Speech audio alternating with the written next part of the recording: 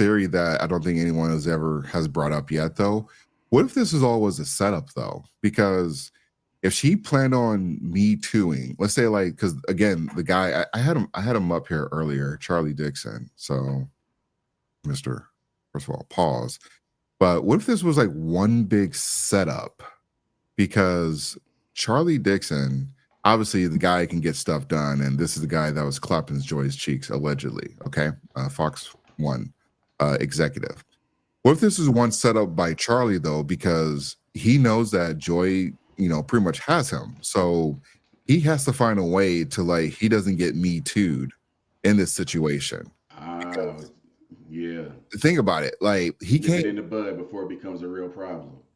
right, and he removes Joy Taylor's opportunity to me to him because this is still alleged. She still has to prove it, and right now they haven't been. I mean, nobody's there may be some recordings, but I don't think there's any recordings on Charlie Dixon's and Joy Taylor's side. This is really just recordings between the hairstylist and Skip Bayless. So what if he is using her? He's like, look, you're about to get fired though, but here's what's going to happen. And also, real quick, it was Charlie Dixon. Well, according to the lawsuit, she said Charlie Dixon, pause, told Skip Bayless that she was sleeping with Shannon Sharp.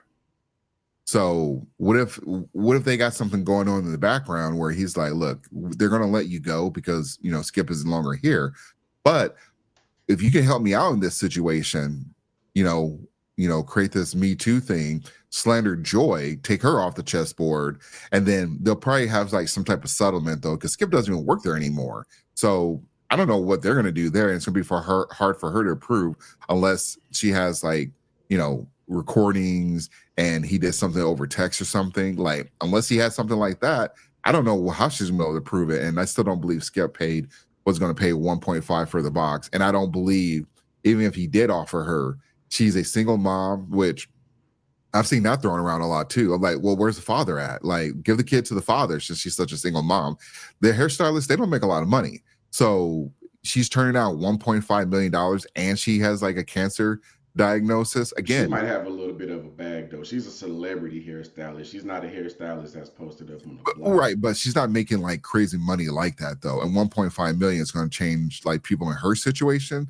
They're going to change. They're going to change them a lot. So she had lost her job, and again, she's trying to file a lawsuit. And part of that lawsuit is she's trying to get lost wages, and anyone can jump into that lawsuit. That's what I'm saying. Like, I think there's going to be more people in there. But again, going back to Mr. Charlie, I think he may have orchestrated all of this because he needs to get this Me Too allegation.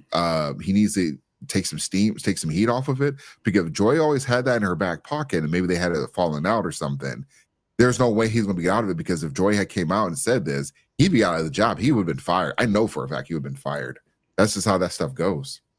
Hey, so if that lawsuit is true and they offered her 1.5 and she turned that down, that makes her credible to me because it tells me that she's doing this lawsuit with good intentions to make the workplace better for women. She could have took the 1.5 and rode off into the sunset.